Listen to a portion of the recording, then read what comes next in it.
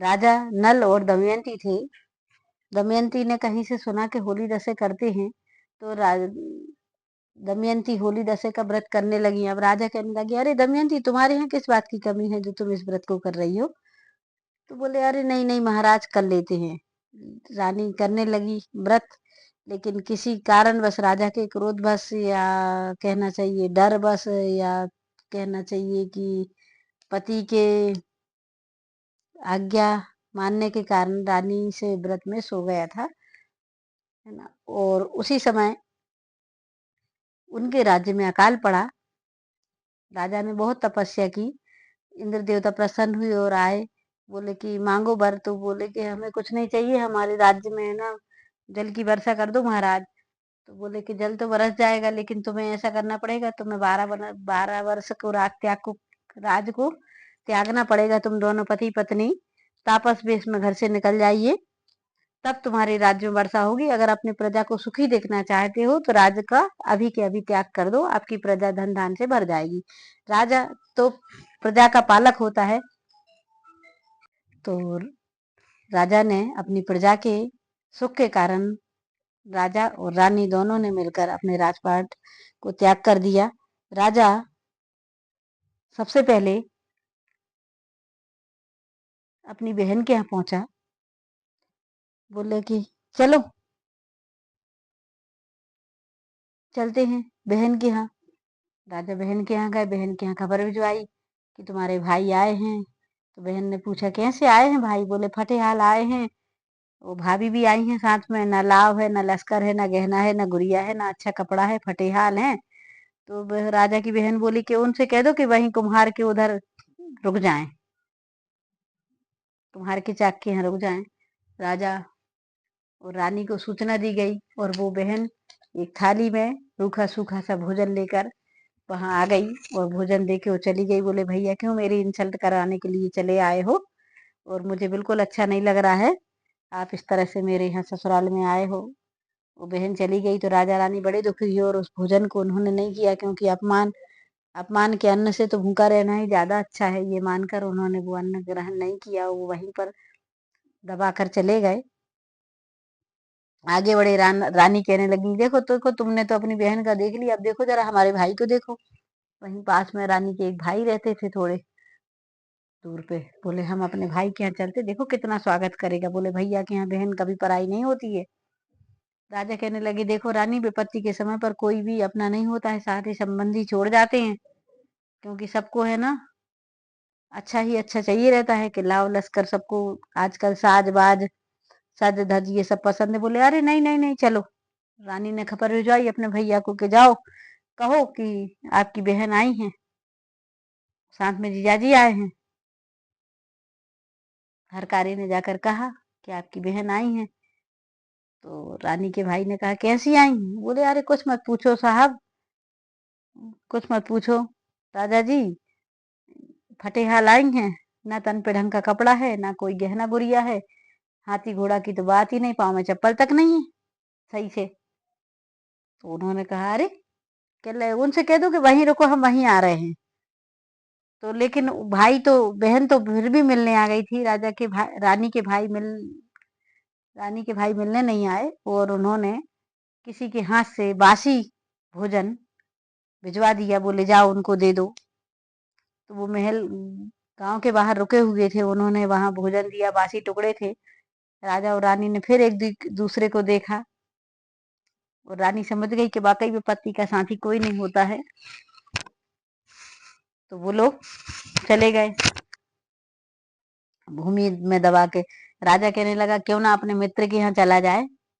तो राजा ने अपने मित्र को खबर भिजवाई कि जाओ जाओ, बोले के ना कि तुम्हारा भाईला आया है, माने मित्र को भाईला भी बोलते हैं।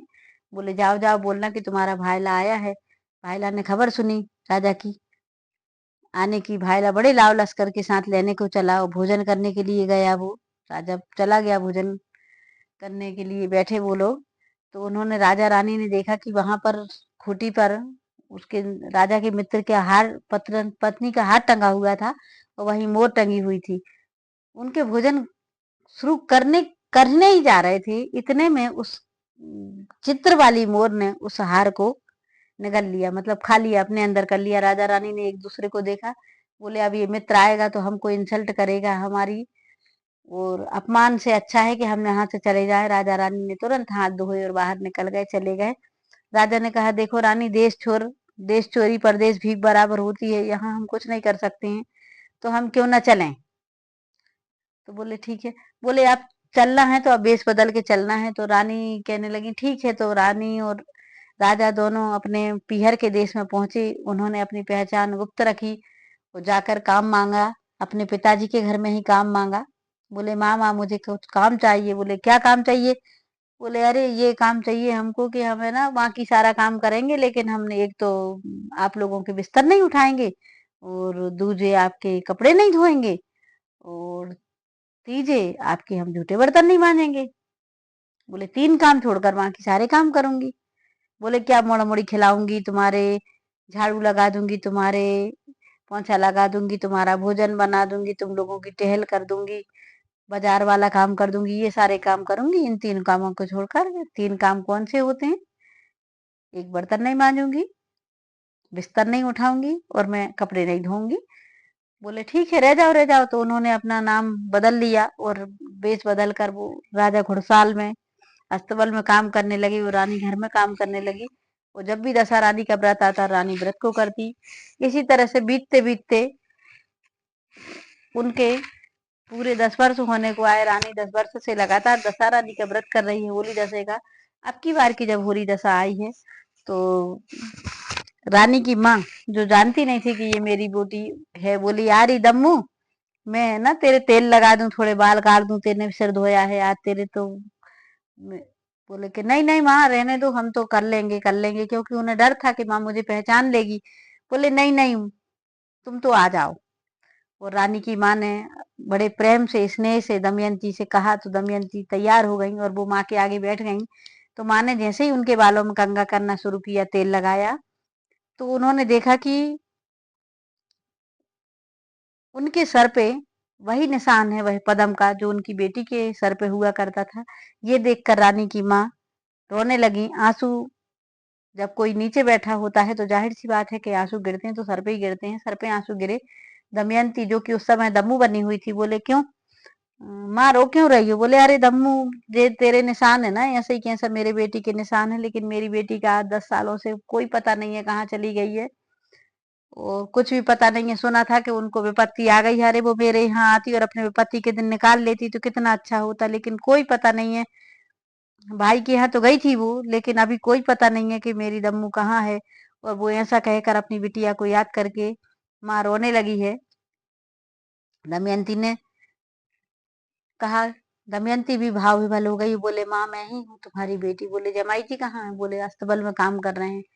रानी ने राजा को खबर भिजवाई कि तुम्हारे जो अस्तबल में जो नया लड़का काम कर रहा है, वो कोई नहीं, तुम्हारा जमाई ही है। दोनों को नहलाया धुलाया गया, सुंदर वस्त्र आभूषण, हाथी घोड़े, नगद रुपया, दास दासी जेवर, सब कुछ दिया गया। और दूसरे दिन विदा कर दी गई, क्योंकि उनका समय दशा रानी के कारण सुधर चुका था। मतलब उनकी जो दशा थी, वो दशा रानी के व्रत के कारण उस दिन दशा सुधर गई थी। लौटते समय वो लोग, लौटते समय फिर कहाँ आए, भाईला के यहाँ आए। खबर भिजवाई कि भाईला आया है। बोले अरे कैसे आए। बोले अरे कुछ मत पूछो, इतने दास दासी, घोड़ा गाड़ी, पालकी बग्घी, नौकर चाकर, स्वर्ण आभूषण, हीरा, सब कुछ, कि ऐसा लग रहा है कि कोई बहुत बड़ा महाराजा चला आ रहा है। तो भाई लगाया, स्वागत किया, अंदर ले गया, भोजन बनाया। और जब वो भोजन करने के लिए बैठे, तो वो जो मोर थी ना, जिसने सोने का हार निगल लिया था, उस मोर ने उस सोने के हार को उगल दिया। राजा ने बताया कि देखो मित्र, हमारा गरीबी का समय था, हमारा ये समय कठिन था, इसलिए तुम्हारी इस चित्र वाली मोर ने तुम्हारे इस भाभी के हार को खा लिया था। इस हम लोग नहीं लेकर गए थे। वहां से वो विदा होकर गए हैं। अब वो रानी के भाई के यहाँ पहुंचे हैं। बोले, रानी ने फिर खबर भिजवाई कि जाओ जाओ कहना कि तुम्हारी बहन आई है। रानी के भाई ने पूछा हरकारी से कैसी आई। अरे बोले कुछ मत पूछो, गजब का लाव लश्कर सोलह श्रृंगार, बहुत ऐसा लग रहा है कोई बड़ा ठाट बाट है, बड़ा राजा महाराजा चला आ रहा है, बड़ी रानी आई है कोई। राजा के भाई लाव लश्कर, रानी के भाई लाव लश्कर के साथ चले आ रहे हैं, चले आ रहे हैं। वो बड़े प्रेम से मिले हैं, जमाई से मिले, बोले चलो हमारा आतिथ्य स्वीकार करो, चलो महल में चलो। रानी ने कहा भाई जो विपत्ति में संग देता है वही अपना होता है। हम तो आप तो यहीं मिले थे, तो ये आपने जो हमको भोजन भेजा था, हमने भोजन नहीं किया था, उस भोजन को ही करेंगे हम। आप आज के पकवान रहने दो। रानी ने उस जहां वो दबा कर गई थी वहां से निकाला तो हीरा जवाहरात चमचम करते हुए निकले। भाई शर्मिंदा हुआ और भाई चला गया। वो लोग फिर वहां से अगले पड़ाव की ओर चले तो रानी की राजा की बहन के यहाँ शहर आया। उन्होंने फिर खबर भिजवाई, बोले चलो चलो मिलते चलते हैं दमयंती। बोले हाँ मिल लेते हैं। उन्होंने खबर भिजवाई कि जाओ तुम्हारे कहना कि तुम्हारे भाई आए हैं। उन्होंने पूछा कैसे आए हैं, पहले जैसे? अरे बोले नहीं, इस बार तो गजब का ठाठ है, ऐसा लग रहा है कोई बड़ा बहुत बड़ा महाराजा चला आ रहा है। उन्होंने खबर भिजवा दी। तो फिर रानी की बहन बड़े लाव लश्कर के साथ मिलने के लिए आई। बोले चलो भैया घर चलो, भाभी घर चलो, चलो महल में चलो। वो राजा ने कहा देखो जो विपत्ति में संग देता है वही अपना होता है। तुमने मुझे जब संकट पड़ा था तो पहचानने से इनकार कर दिया था, तो अब मैं नहीं जा रहा हूँ, क्योंकि मेरे जाने से तुम्हें शर्मिंदगी महसूस हो रही थी, तुमने ऐसा कहा था मुझसे। तो राजा बहन से मिले और जो भोजन उस दिन दिया था, बोले हम तो यही खाएंगे जो तुमने उस दिन दिया था। बहन शर्मिंदा हुई, माफी मांगी। फिर वो लोग अपने राज्य के लिए चले गए। राजा की प्रजा को जब पता चला कि उनके महाराज और महाराज वापिस, महाराजिन मतलब रानी और राजा वापिस आ गए हैं, प्रजा बड़ी आनंद के साथ उत्सव मनाने लगी है।